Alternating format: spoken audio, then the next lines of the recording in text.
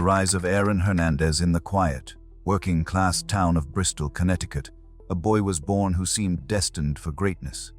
His name was Aaron Joseph Hernandez. To neighbors and teachers, he was a polite, athletic kid who laughed easily and ran faster than anyone on the field. But behind that smile was a home ruled by strict discipline, silent expectations, and a father whose approval meant everything. Aaron's father, Dennis Hernandez, was a local legend, a star athlete and a man of intimidating presence. Everyone in Bristol knew the king. He had played football for the University of Connecticut and carried himself like a drill sergeant, determined to make his sons live up to his name. He demanded excellence. In his house, there was no excuse for weakness.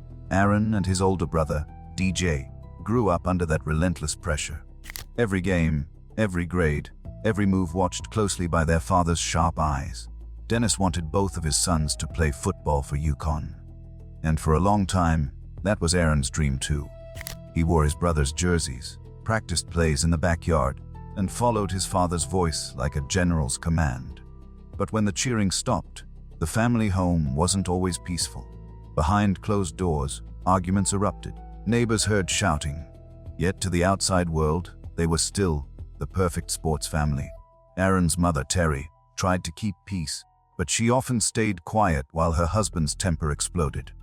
Still, Aaron loved his father deeply. Dennis was his hero, his mentor, his measure of what it meant to be a man. That's what made what happened next so devastating. In January 2006, when Aaron was just 16, Dennis went into the hospital for what was supposed to be a routine hernia surgery. Complications arose, and within days he was gone, dead at just 49 years old. The news shattered Aaron. In one moment, the structure of his world collapsed. The man who had kept him disciplined, driven, and fearful was suddenly gone. Friends later said that Aaron changed overnight. The smile dimmed, his eyes hardened. He became angry, rebellious, and lost. He was never the same after that, one friend recalled. It was like the light went out in him. That loss set him adrift. With no father to guide him, Aaron started spending time with a rougher crowd, cousins and friends who already had run-ins with the law. His mother soon remarried, but Aaron despised his stepfather. The tension at home deepened, pushing him further into the streets. At Bristol Central High School, Aaron was still a football prodigy. Coaches called him a natural. He had the size, speed, and instincts that college scouts dream of. On the field, he was unstoppable. Off it, he was drifting toward trouble. He began dating Shayana Jenkins, a beautiful classmate who would later become his fiancée. To outsiders, they were the golden couple. Young, athletic, admired, and seemingly in love. No one could have imagined that years later, this same relationship would be marked by secrets, lies, and tragedy. Aaron had already committed to playing for the University of Connecticut, following his father and brother's path. But after Dennis's death, he made an impulsive decision to leave his home state behind and accept an offer from the University of Florida, more than 1,000 miles away. His reasoning: I just want to get away. For the first time in his life, Aaron was on his own.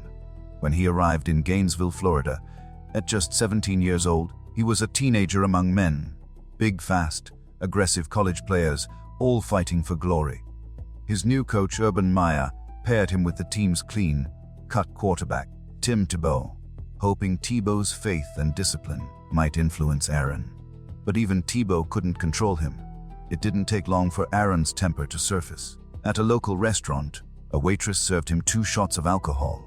When the bill came, Aaron refused to pay. The manager stepped in, and in a flash of rage, Aaron punched him in the side of the head, rupturing his eardrum. It was a brutal assault, yet no charges were filed. The university quietly settled the case, protecting their rising star. The message to Aaron was clear: as long as he performed on the field, his behavior off it didn't matter. That lesson would follow him for life. He began getting tattoos, crosses, skulls, gang symbols, ink that spread across his neck and hands like a visual declaration of rebellion.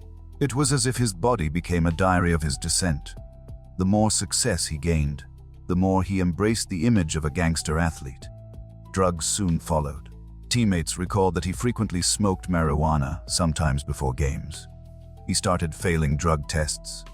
Yet his punishment was always light: A one-game suspension here, a warning there. His coaches wanted championships, and Aaron delivered. On the field, he was brilliant, fast, fierce, and fearless. In 2008, the Florida Gators won the national championship, and Aaron was on top of the world. But the darkness was already spreading. In 2007, a shooting occurred near a Gainesville nightclub. 2 men were wounded after an argument involving Aaron's group of friends. Witnesses described the gunman as Hispanic or Hawaiian with a lot of tattoos. Police questioned Aaron, but no charges were ever filed. Once again, he walked away untouched. That pattern, talent saving him from consequence, became his curse. The better he played, the more untouchable he felt. He believed rules didn't apply to him. That invincibility would later destroy everything. Through it all, Shayanna Jenkins remained by his side, still living back in Connecticut, calling him daily, visiting when she could. He often promised her that once he went pro, they'd have the perfect life together, big house, kids, luxury. And for a while, it looked like that dream might come true. By the time Aaron entered the NFL draft, scouts had mixed opinions. Some praised his athleticism, others were alarmed by his behavior. His psychological evaluations were troubling. Reports described him as emotionally unstable, easily provoked, and low social maturity. Teams hesitated to take the risk, but Aaron was determined to prove them wrong. He wrote personal letters to several teams, admitting his past mistakes and promising to stay clean.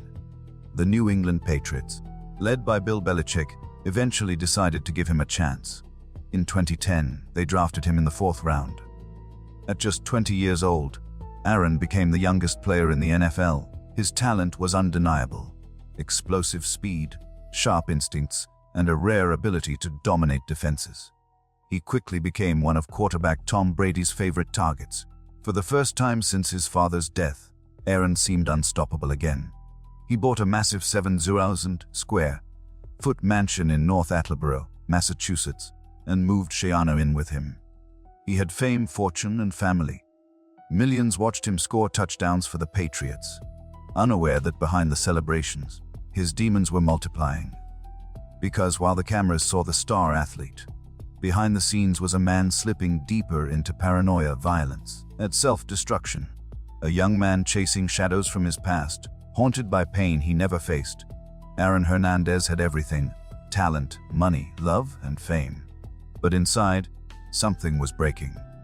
The foundation his father built was gone, replaced by chaos, and soon the cracks in his perfect image would split wide open, revealing the darkness that would shock the world. Fame and the Hidden Darkness. By 2011, Aaron Hernandez had become one of the brightest young stars in professional football. He was only in his early 20s, yet already living the dream most athletes spend a lifetime chasing. Millions in the bank, a luxury mansion in the suburbs of Boston, a beautiful fiancée, and a future that seemed limitless. To his fans, he was the perfect story, a boy from humble beginnings who had risen to the top through raw talent and determination. But away from the field, Aaron's life was starting to twist into something darker, a world where fame, paranoia, and violence would collide. Inside the Patriots organization, Aaron was admired for his work ethic. He trained hard, played harder, and showed no fear. His partnership with Rob Gronkowski made them one of the most dangerous tight end duos in NFL history. Head coach Bill Belichick trusted him with complex plays, and Tom Brady often looked his way during critical moments. On the field, Aaron's movements were sharp, explosive, almost poetic. Every touchdown brought thunderous cheers. Every victory fed the illusion that he had escaped his past, but the truth was he had simply brought it with him. When Aaron left practice, he transformed. The clean-cut NFL star became a man obsessed with power, loyalty, and control. He surrounded himself with old friends from Bristol, men with criminal records and reputations that clashed with his polished NFL image. One of them was Alexander Bradley, a streetwise nightclub promoter and Aaron's marijuana supplier. The two became inseparable, partying together, traveling together, sharing secrets that would later destroy them both. In his sprawling 7,000 square foot mansion, Aaron built a personal playground. The basement was filled with liquor bottles, loud music, and the smell of weed. He had money, influence, and a growing sense that no one could touch him. He carried guns, sometimes tucked into his waistband, sometimes lying carelessly on countertops. Friends noticed his paranoia deepening. He'd often talk about being watched or followed, convinced that someone was out to get him. "You just can't trust anyone anymore," he'd mutter, staring out the window at nothing. Cheyenne Jenkins, now living with him full-time, tried to adapt to this new reality. She loved Aaron, but she also feared him. The arguments were frequent, the shouting loud enough for neighbors to call the police. Officers once visited their home after a domestic disturbance. Cheyenne told them everything was fine. The argument, she said, was just misunderstanding. But behind closed doors, it was clear that the fairy tale relationship had turned into something fragile and volatile. Aaron's growing fixation on power and respect began to leak into his nights out. In July 2012, he and Alexander Bradley went to Cure Lounge, an upscale club in Boston. That night, two immigrants from the Canary Islands, Daniel D'Abreu and Safiro Furtado, were also there, simply enjoying a night of music and drinks. But fate placed them in Aaron's path. At some point in the night, one of the men accidentally bumped into Hernandez, spilling his drink. It was nothing, a trivial accident, but to Aaron, it was an unforgivable insult. He felt disrespected, humiliated in public. Witnesses would later say his demeanor changed instantly. His jaw clenched, his eyes hardened, and he whispered to Bradley that they did it on purpose. Bradley tried to calm him down, but Aaron's anger was a storm building behind a smile. To Hernandez, respect wasn't a choice, it was a matter of survival. Later that night, as the two men from the club drove away in their BMW, Aaron and Bradley followed them in a silver SUV. The car pulled up beside them at a red light. Then, in a flash of muzzle fire, shots exploded into the night. Both men were killed instantly. The attack lasted only seconds, senseless, cold, and brutal. The motive? A spilled drink. Afterward, Hernandez hid the SUV in his uncle's garage in Connecticut, where it would stay untouched for nearly a year. No one suspected the NFL star. No one connected the rising Patriots hero to the double homicide. To the world, he was still Aaron Hernandez, the charismatic player, the success story. But to those close to him, the paranoia grew sharper. He'd wake up at night pacing, checking windows, convinced someone was following him. He started using PCP, known as angel dust, a hallucinogenic drug that can twist reality into nightmare. Friends said the change was obvious. Erratic mood swings, violent outbursts, delusional rants. Alexander Bradley, once his closest ally, became his next target. The two had been in Miami in early 2013, partying for days. At a strip club, they argued. Some say it was about money. Others say Bradley threatened to expose the double murder. Whatever it was, that night in the car, Aaron turned on him. Bradley fell asleep in the passenger seat. When he woke up, a gun was aimed at his face. A single shot rang out. The bullet tore through his head, blinding him in one eye. Aaron dumped his body on the side of the road and drove away. Miraculously, Bradley survived. But instead of going to the police, he plotted revenge. To him, Aaron was no longer a friend, he was a marked man. Meanwhile, back in Massachusetts, Aaron's paranoia spiraled. He installed dozens of security cameras around his home, carried firearms everywhere, and refused to go anywhere alone. Even teammates noticed something was wrong. He'd show up to practice distant and angry, muttering about people out to get him. Belichick eventually called him in for a private meeting. "What's going on with you?" the coach demanded. "You're missing therapy. You're skipping workouts. The cops are showing up at your place. What the hell are you doing?" Aaron told him. "I got into it with some bad people, coach." Belichick gave him a final warning. "Clean up your life or you're gone." Hernandez promised he would. He lied. Instead, he doubled down. His house became a fortress, tinted windows, locked rooms, and a constant stream of armed visitors. The walls that once echoed with laughter now hummed with fear. Cheyenne Jenkins was pregnant with their first child, trying to prepare for a normal life while living inside a home filled with chaos. Then came the contract that should have changed everything. In 2012, the New England Patriots signed Aaron to a 5-year, for $40 million extension, with a $12.5 million signing bonus. It was a fortune. To most people, it was the ultimate validation of his hard work. But money didn't fix what was already broken. It only gave him more ways to live recklessly. In November of that year, Cheyenne gave birth to their daughter. Photos showed Aaron holding the baby, smiling for the cameras. But in private, his mind was unraveling. He was a man caught between two worlds, the disciplined precision of the NFL and the chaos of the streets. He still partied with the same people who carried guns. He still smoked and drank like a man trying to drown something he couldn't name. He was a millionaire, but he acted like an outlaw. The violence around him escalated. He'd brandish weapons in front of friends, whisper about enemies, and drive through neighborhoods with his windows rolled down and paranoia flooding his veins. His old friend Odin Lloyd, a semi-pro football player and boyfriend of Cheyenne's sister, began hanging out with him around this time. They smoked together, joked together, and shared mutual respect. But Odin had no idea that this friendship would soon lead to his death. By early 2013, Aaron was living two lives, one as the beloved athlete idolized by fans, the other as a man tormented by drugs, delusion, and violence. The mask was cracking, but no one saw it clearly yet. The Patriots still celebrated his touchdowns. Reporters still praised his focus. And Cheyenne still believed he'd grow out of the chaos once he became a father. But Aaron Hernandez wasn't growing out of it. He was sinking deeper in. The fame only made the fall steeper, the darkness thicker. His mind was unraveling from within, the perfect storm of trauma, drugs, ego, and fear colliding inside one man.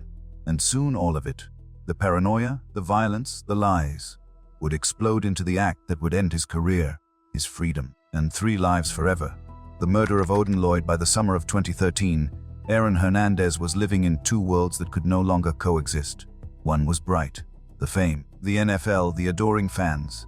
The other was pitch black, drugs, guns, and the constant hum of paranoia in his head. It was in that darkness that a friendship began that would end in blood. Odin Lloyd was 27 years old, a cheerful, hardworking man from Dorchester, Massachusetts. He played for a semi-pro football team called the Boston Bandits. He wasn't rich or famous, but he was loved. The kind of person who lifted others up, not dragged them down. Through his girlfriend, Shania Jenkins, the sister of Aaron's fiancée, Cheyenne Jenkins, Odin met Aaron. At first, they got along well. Both were athletes. Both liked to party and smoke marijuana. Aaron called Odin Blunt, a nickname that was half joke, half bond. But as the months passed, Odin began to see what few dared to notice: Aaron's growing instability. Aaron trusted almost no one anymore. He believed people were watching him, whispering about him, plotting behind his back. Even his closest friends felt his temper closing in like a storm. Odin tried to keep things light, but he wasn't blind. He'd seen the guns. He'd heard the angry rants about snitches and betrayal. And then came the night that sealed his fate. On June 14, 2013, Aaron and Odin went to Rumor nightclub in Boston. Security footage later showed them laughing, chatting, at least for a while. But somewhere between the drinks and the noise, things turned sour. Witnesses said Odin greeted a group of men who clearly disliked Aaron.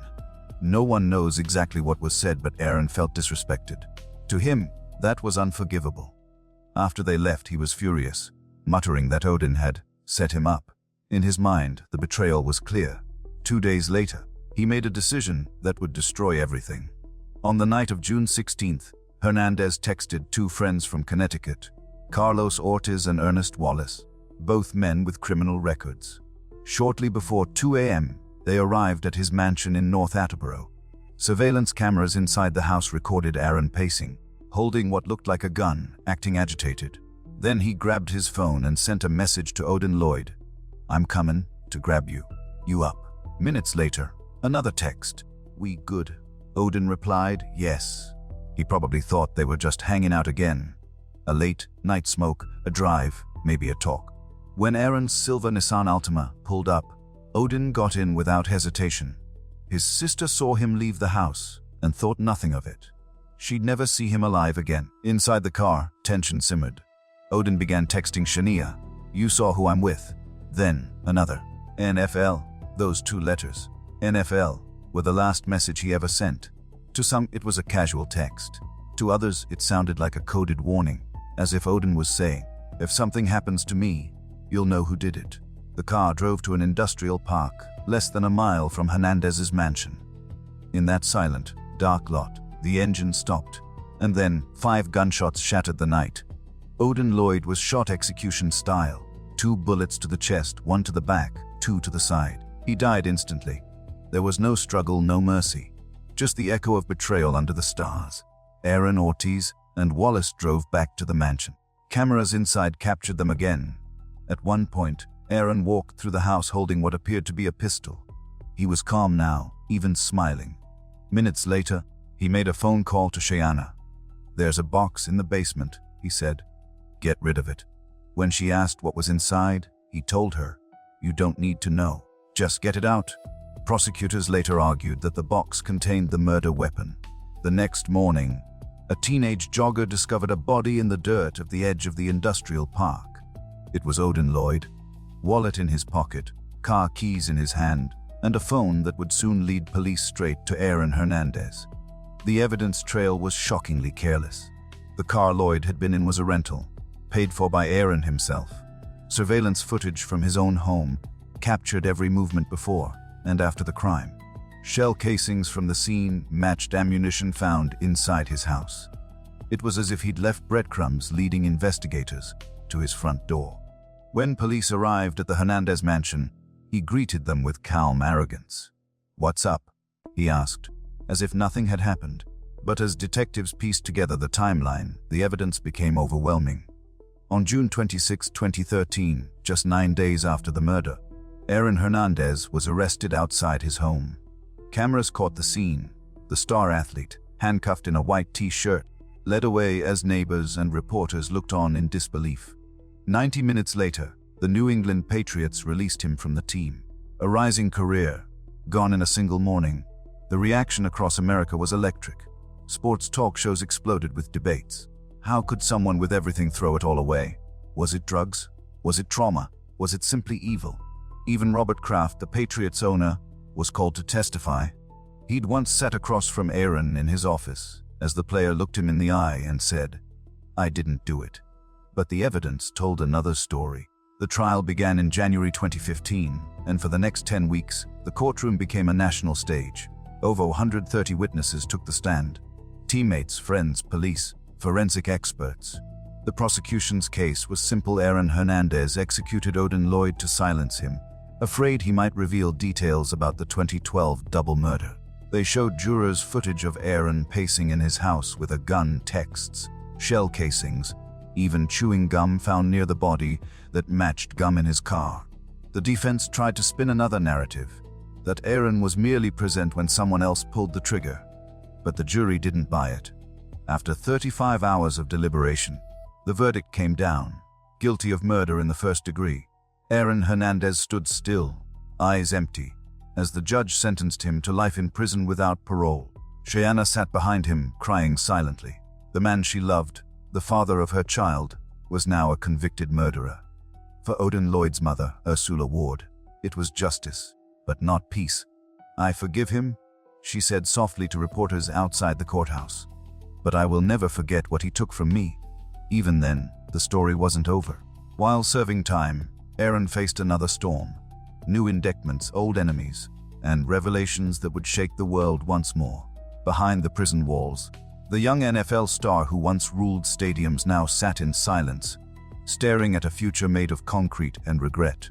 But in the shadows of that cell, he was already planning his next move. One final act that no one saw coming. Excellent. Here is the final part of the 4-part rewrite. Cinematic, documentary style, calm, intense, emotional, and complete. The Fall, Suicide, and Legacy. Aaron Hernandez entered prison as inmate 217-4594, but to the public, he remained a spectacle. The NFL star turned murderer, the athlete who threw away immortality for violence and pride. Inside the Sousa Baranowski Correctional Center, a maximum security prison in Lancaster, Massachusetts, the walls closed in. For the first time since his father's death, Aaron had nowhere to run, no field to dominate, no cameras to smile for. Only silence, and in that silence, the truth began to haunt him. He kept his composure in court, but prison stripped away the illusions of fame. Fellow inmates said he often looked detached, pacing, lifting weights, talking to himself, or staring at the walls for hours. He wrote letters to Cheyenne, to his daughter, to lawyers, promising appeals, insisting he would walk free. But deep down, something inside him was collapsing. Just 2 years into his life sentence, the prosecution resurrected his past.